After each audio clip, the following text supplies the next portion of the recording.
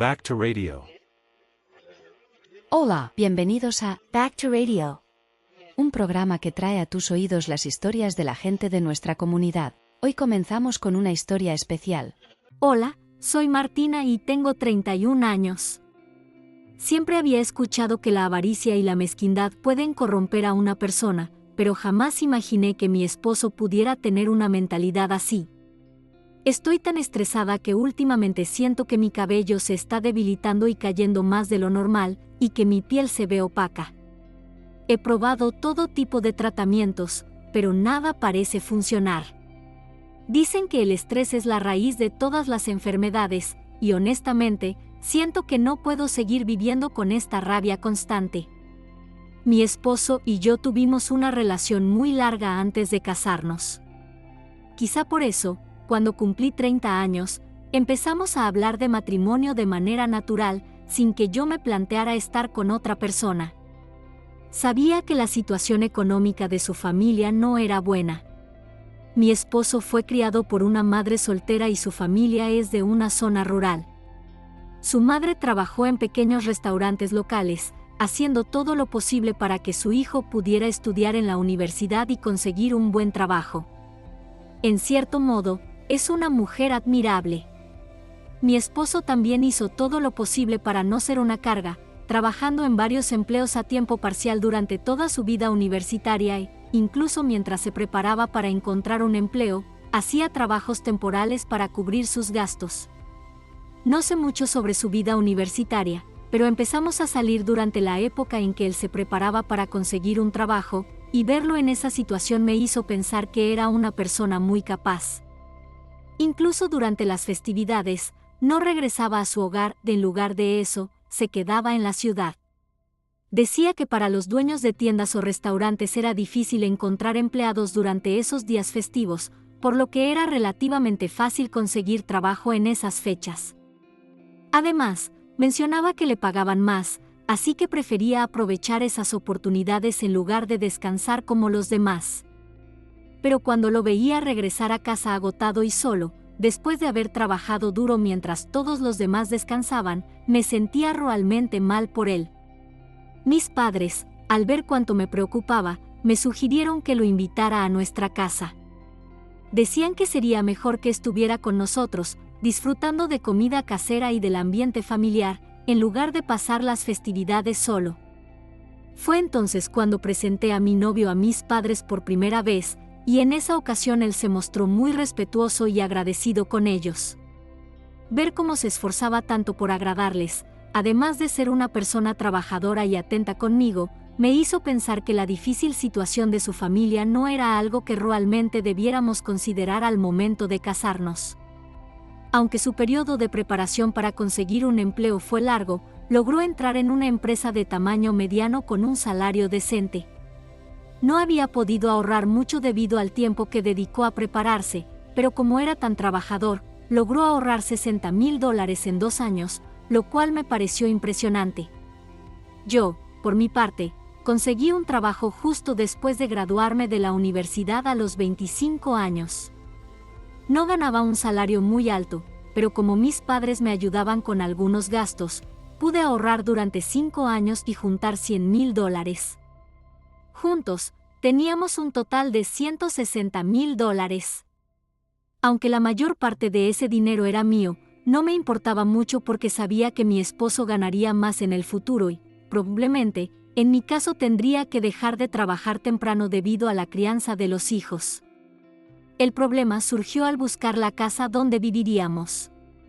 Mi esposo y yo trabajábamos en el centro de la ciudad, así que consideramos comprar una casa nueva en las afueras, donde el transporte público es bueno y los precios son razonables. Sin embargo, los precios de las casas en esa área resultaron no ser tan accesibles como esperábamos. Entonces, tuvimos que buscar casas aún más lejos de la ciudad de lo que inicialmente pensábamos, y las opciones que estaban dentro de nuestro presupuesto, en mi opinión, estaban ubicadas demasiado lejos de nuestros trabajos. Si compráramos una casa solo con los ahorros que teníamos, el tiempo que gastaríamos en desplazarnos al trabajo sería considerable, lo cual nos resultaría muy agotador tanto física como mentalmente. Así que parecía que la única opción era aumentar nuestro presupuesto, y ya que íbamos a aumentarlo, pensé que tal vez sería mejor considerar comprar una casa en la ciudad. Aunque ahora la economía está en recesión y los precios de las casas han bajado un poco, en ese momento estaban en constante subida. No me importaba pedir un préstamo, pero al pensar en los intereses que tendríamos que pagar cada mes, me preguntaba si podríamos planear tener hijos en esas circunstancias. También consideramos alquilar un apartamento, pero después de escuchar tantas historias de estafas con contratos de alquiler, no me sentía cómoda con esa idea. Mis padres, al ver que me estaba estresando tanto por el tema de la casa, me llamaron para hablar conmigo. Me contaron que tenían planes de construir una casa en un lugar con aire fresco una vez que se retiraran. Como parte de su plan de retiro, ya habían comprado un terreno y tenían todo bien organizado. Solo les faltaba decidir el momento adecuado para comenzar la construcción. Mis padres me sugirieron que, mientras tanto, mi esposo y yo nos mudáramos a su casa y viviéramos con ellos. Dijeron que podían obtener los permisos de construcción y contactar a los contratistas para comenzar a construir la casa de inmediato. Se preocuparon un poco por si nos resultaría incómodo vivir con ellos, pero dijeron que si otras personas pueden soportar vivir con sus suegros, ¿por qué nosotros no podríamos hacer lo mismo? Después de todo, no les tomaría más de un año construir la casa. Aunque la casa de mis padres era antigua, estaba en la ciudad, cerca de nuestros trabajos, así que tener un lugar donde vivir en la ciudad no era algo que debiéramos despreciar. Además, eran mis padres, para mi esposo, sus suegros, así que no debería ser tan incómodo. Le conté a mi esposo sobre el plan para nuestra nueva casa y, como era de esperar, estuvo de acuerdo. El problema de la vivienda estaba resuelto, así que solo nos quedaba adelantar los preparativos para la boda.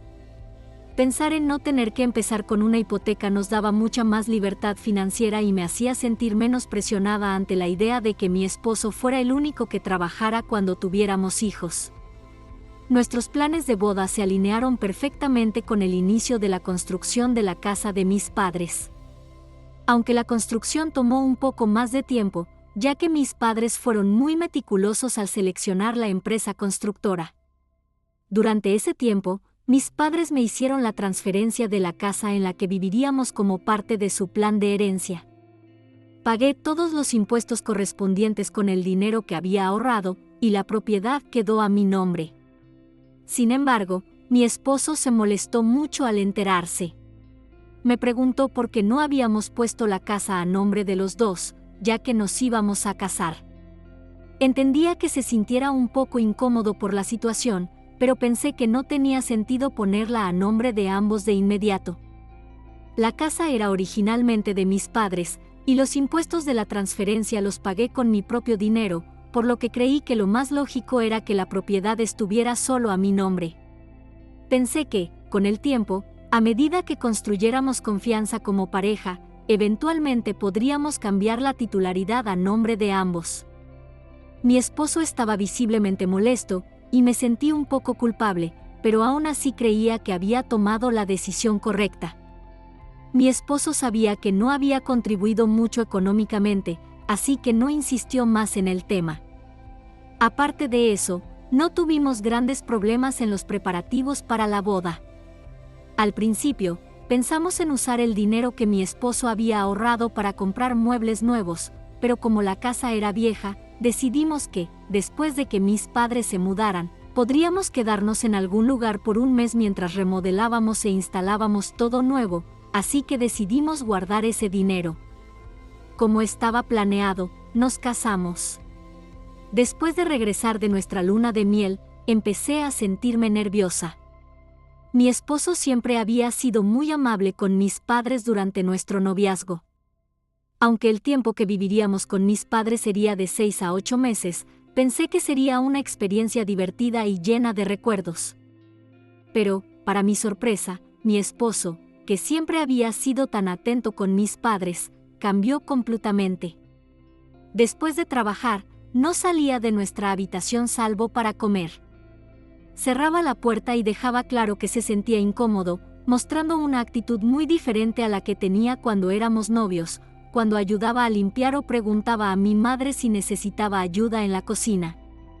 A veces, mi esposo se sentaba con mi padre a tomar algo o jugar al ajedrez, y parecía que se llevaba bien con ellos, como si hubieran ganado un hijo más.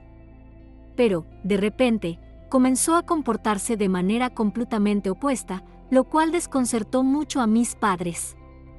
Si hubiera sido un extraño, habrían entendido que se sintiera incómodo, pero tratándose de él, no sabían cómo interpretar su actitud. Yo también me sentí muy herida por su comportamiento, así que hablé con él al respecto. Sin embargo, mi esposo se enojó y me dijo que yo esperaba que él actuara como un hijo postizo. Honestamente, no podía creerlo. No le estaba pidiendo que se comportara como un hijo cariñoso todo el tiempo, solo que cumpliera con su parte, especialmente considerando que estábamos recibiendo un gran favor. Le pregunté cómo sería si fuera al revés, si yo viviera con su familia y solo saliera de la habitación para comer, mostrándome incómoda todo el tiempo. Le pregunté si no le dolería ver eso y si no me diría nada. Mi esposo no supo qué responder, pero finalmente me confesó lo que realmente pensaba. Dijo que no entendía por qué decía que estábamos recibiendo un gran favor, cuando la casa estaba a mi nombre, así que en realidad, era yo la que estaba recibiendo el favor, no él. Nunca pensé que pudiera ser tan mezquino. Le recordé que había sido su decisión casarse conmigo y que, una vez que construyéramos confianza, podríamos poner la casa a nombre de ambos. Pero él insistía en que yo estaba usando la casa para presumir. Le dije que si ese era el caso, podría renunciar a la casa y devolverla a mis padres, y que podríamos pedir un préstamo juntos y comprar una casa a nombre de ambos desde el principio. Pero entonces dijo que eso no era necesario. Le respondí que su actitud demostraba exactamente lo que yo estaba diciendo, que estaba actuando como un extraño hasta que la casa estuviera a nombre de los dos. Al final, no supo qué decir y terminó admitiendo que no había pensado bien las cosas. Después de eso, aunque no volvió a comportarse como cuando éramos novios, al menos dejó de encerrarse en la habitación como si estuviera protestando. Empezó a hacer lo mínimo necesario, como ayudar un poco en casa y acompañar a mi padre de vez en cuando, y aunque me sentía un poco como si estuviera forzando las cosas, no dije nada porque mis padres parecían estar más tranquilos. Un día, recibí mi primer salario mientras vivíamos en casa de mis padres. Ya sabía que mi esposo enviaba $500 al mes a su madre, y habíamos acordado que continuaría haciéndolo después del matrimonio. Pero de repente, mi esposo me dijo que quería enviarles $1,000 a partir de ese mes. Me sorprendió y me negué, diciéndole que eso no era lo que habíamos acordado. Entonces, mi esposo sacó un papel con todos los gastos que habíamos hecho durante el primer mes viviendo con mis padres, el costo de la comida a domicilio, la vez que fuimos a cenar con mis padres, y las compras que hice con mi madre. Había anotado cada detalle y me dijo que debíamos hacer lo mismo con su madre, ya que habíamos gastado ese dinero mientras vivíamos con mis padres, y por lo tanto, debía enviar la misma cantidad a su madre. No podía creer lo que estaba escuchando. ¿Acaso él no comió nada de esa comida que habíamos pedido o comprado?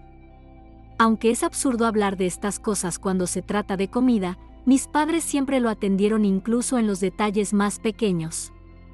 Por ejemplo, cuando pedían pollo frito, le daban las piernas a él, mientras que a mí me daban las alitas.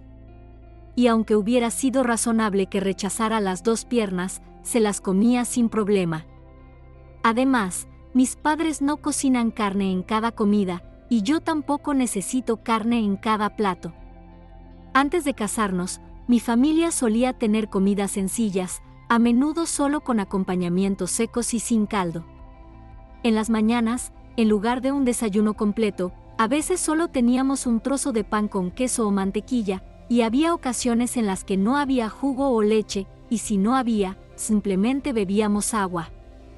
Pero mi madre, pensando que el hombre que trabaja fuera necesita estar bien alimentado para tener energía, empezó a cocinar carne en cada comida, y cuando no había carne, al menos le servía un trozo de jamón.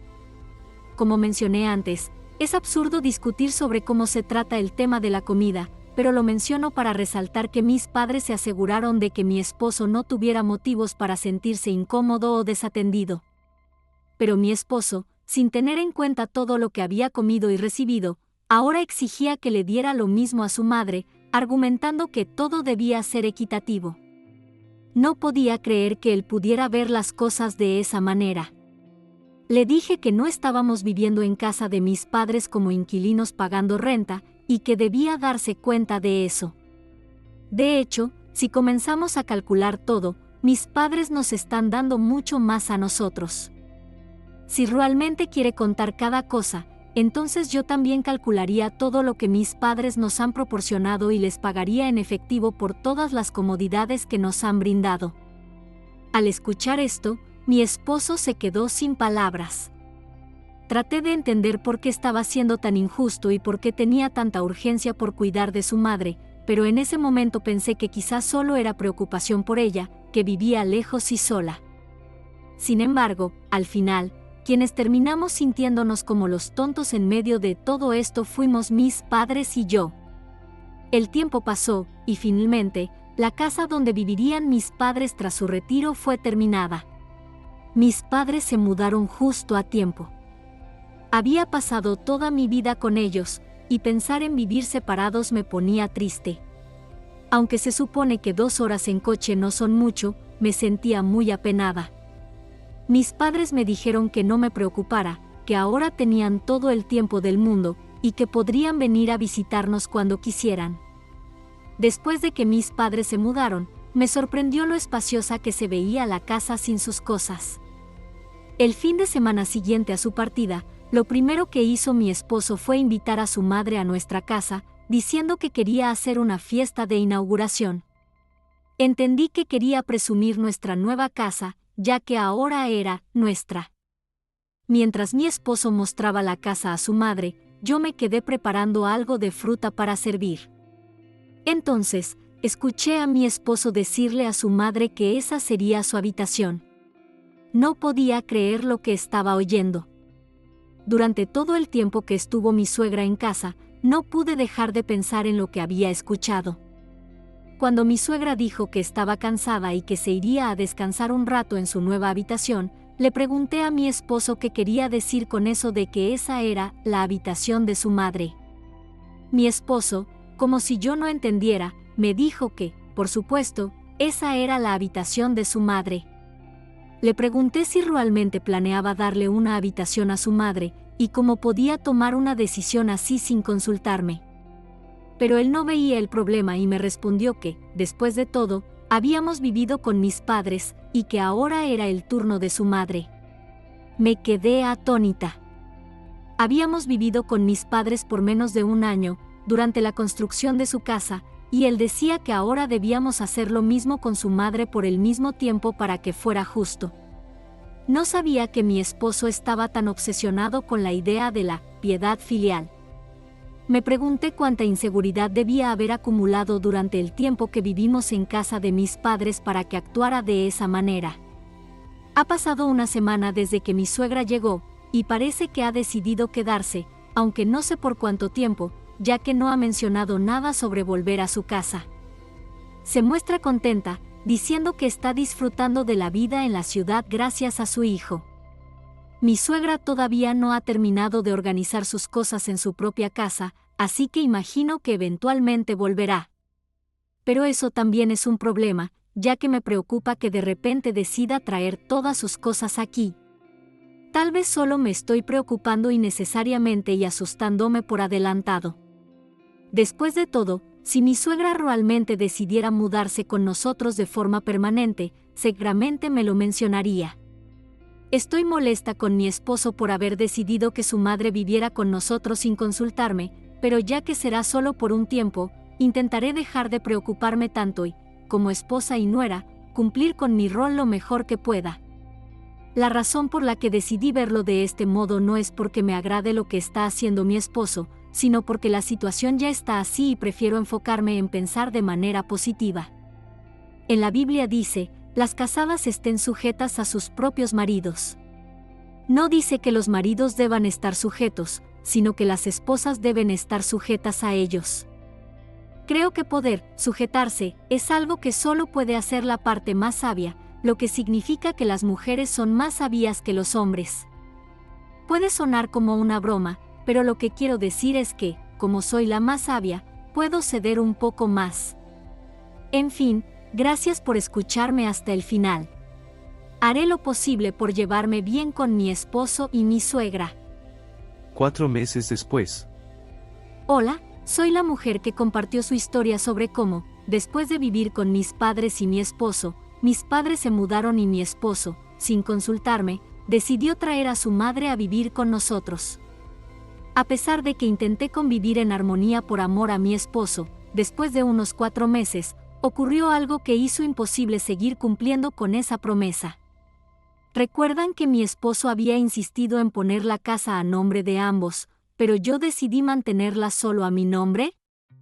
Al principio no lo entendí, pero ahora veo que lo de la copropiedad formaba parte de su plan, y estoy muy contenta de haber insistido en que la casa quedara solo a mi nombre. Para ser breve, han pasado 4 meses desde que escribí mi primera historia y ahora me he divorciado de mi esposo. No veía ninguna razón para seguir con alguien que no valoraba todo lo que mis padres habían hecho por nosotros y que solo insistía en que era el momento de cuidar de su madre. Si realmente deseaba tanto vivir con su madre, entonces no era la persona adecuada para mí. Era evidente que no tenía un verdadero interés en la piedad filial, lo cual me hizo pensar que ni siquiera estaba comprometido con ello de corazón. Cuando mencioné el divorcio, mi esposo intentó asustarme diciendo que, aunque la casa estuviera a mi nombre, como estábamos casados, podría solicitar la división de bienes. No consideraba que la casa había sido transferida antes de nuestro matrimonio, y la confusión se debía a que habíamos vivido allí con mis padres justo después de casarnos.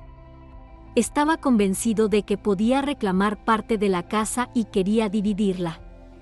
Aunque no estoy completamente segura, dudo que hubiera tenido éxito en una demanda de división de bienes si hubiéramos llegado al juicio, considerando que solo estuvimos casados 1 año y que él fue el responsable del deterioro de nuestro matrimonio al insistir en que debíamos cuidar de su madre. Cuando le pregunté cómo pensaba manejar la compensación por perjuicio moral por ser él el responsable del divorcio, su rostro palideció. Mi esposo no era así de tonto ni irresponsable antes, así que me pregunté qué lo había cambiado tanto. Él creía que debíamos repartir equitativamente el cuidado de nuestros padres, pero estaba claro que la balanza estaba inclinada hacia su madre. Al final, me dijo que, como su madre estaba sola, debíamos cuidarla más para que fuera justo. Si mi esposo hubiera dejado de ser tan terco y aceptado que cada uno cuidara de sus padres de manera justa y razonable, tal vez lo habría perdonado. Pero no podía entender cómo podía ignorar todo lo que mis padres habían hecho por nosotros y solo preocuparse por cuidar de su madre. Al final, no pudimos resolver nuestras diferencias y nos divorciamos. Le dije que, si realmente quería cuidar de su madre, no lo impediría, pero que debía hacerlo solo. Le recordé que cuando le pedí que tratara a mis padres con respeto, me dijo que no le pidiera que fuera un hijo postizo, y que nuestro problema no tenía solución a menos que nos divorciáramos. Mi esposo, el hijo devoto, eligió a su madre sobre mí. Lo irónico es que, después del divorcio, contrario a lo que decía mi esposo sobre que debía hacerse cargo de su madre a toda costa, su madre sigue viviendo sola en su ciudad natal y no ha venido a la ciudad para vivir con su hijo. Tal vez se siente culpable porque su hijo se divorció por su culpa, o quizás simplemente no quiere volver a cuidarlo como lo hizo cuando estaba en la universidad. No lo sé. Pero lo que sí es seguro es que mi esposo, que solo valoraba a su propia familia, terminó perdiéndolo todo y quedándose solo. En retrospectiva, creo que hubiera terminado divorciándome de todas maneras, así que estoy contenta de haber tomado la decisión de divorciarme rápidamente antes de que surgieran más problemas con la copropiedad y la división de bienes. Aunque puede que el divorcio sea una mancha en mi vida, también creo que fue una de las mejores decisiones que he tomado. Gracias por escuchar mi larga historia. Gracias por escuchar esta larga historia. Esto es todo por hoy. Si te suscribes y das like, serás notificado cuando regresemos con mejores historias en el futuro. Gracias.